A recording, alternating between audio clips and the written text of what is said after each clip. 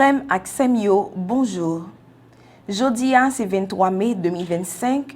L'église là a fait mémoire Saint Jean-Baptiste de Rossi. Giovanni Battista Jean-Baptiste de Rossi, fête Nantiville Voltaggio, dans diocèse Gênes, dans pays Italie, dans date 22 février dans l'année 1698. Papal Charles te gen gros moyen pour le vivre et puis li te gen la foi qui jam. Ça te permet li bay timonio yon éducation équilibrée.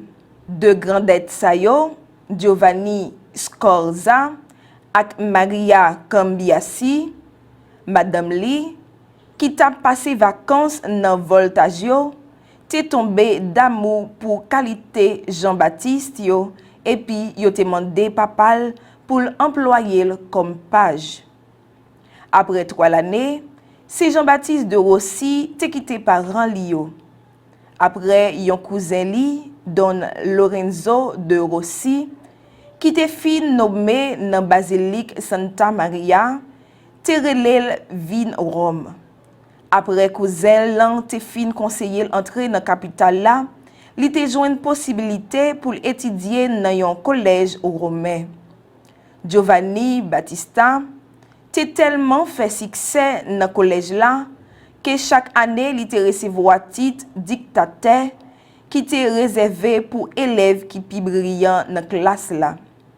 Dans l'année 1721, li te font ti camper sous collège là, li te ordonné paix et puis li te commencé yon la vie apostolat, ça veut dire marcher prier ak moun, marcher prêcher et puis visiter malade pour ne citer ça yo seulement.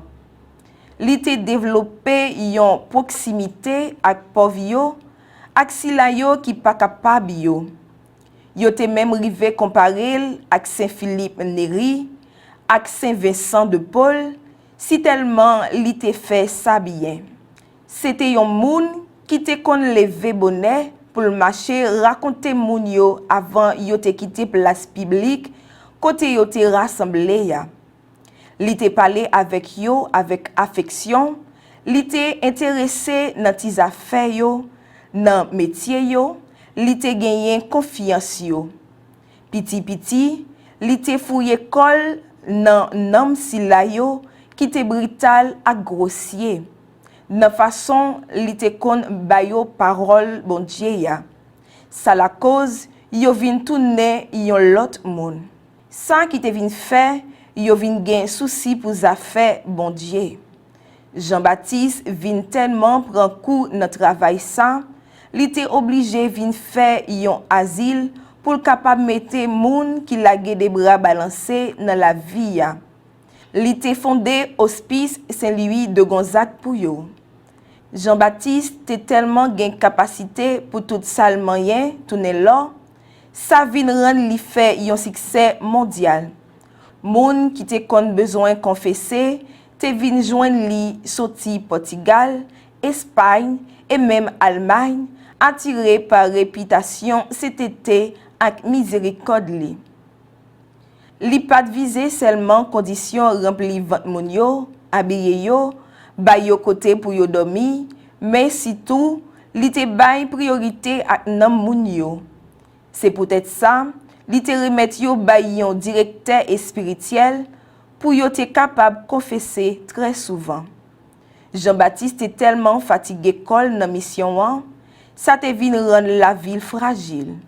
Maladie saccagelle sans rete, jambe li yo te vin faible, ça te rend li pat ka camper.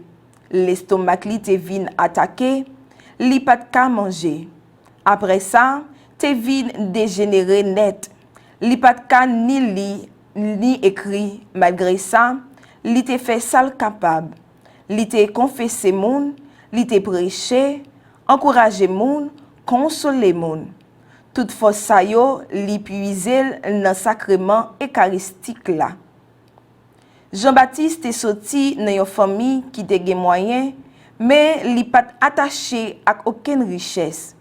C'est peut-être ça, bien vite, li te commencé gagner bien lio parmi pauvres yo.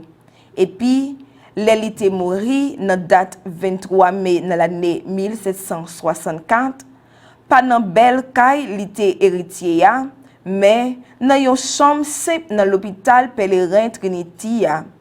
Il était seulement possédé 3 ou 4 meubles, un bréviaire, qu'il était bay zamilio, à cabane li, qu'il était quitté bay pauvre femme pendant le temete quelques planches sous côté pour ses cailles.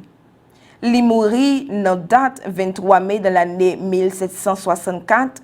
Yo enterré Colli pour première fois dans chapelle l'hôpital dei Pellegrini. Jean-Baptiste de Rossi était béatifié dans date 13 mai de l'année 1860 par Pie IX et puis canonisé par Pape Léon XIII dans date 8 décembre de l'année 1881.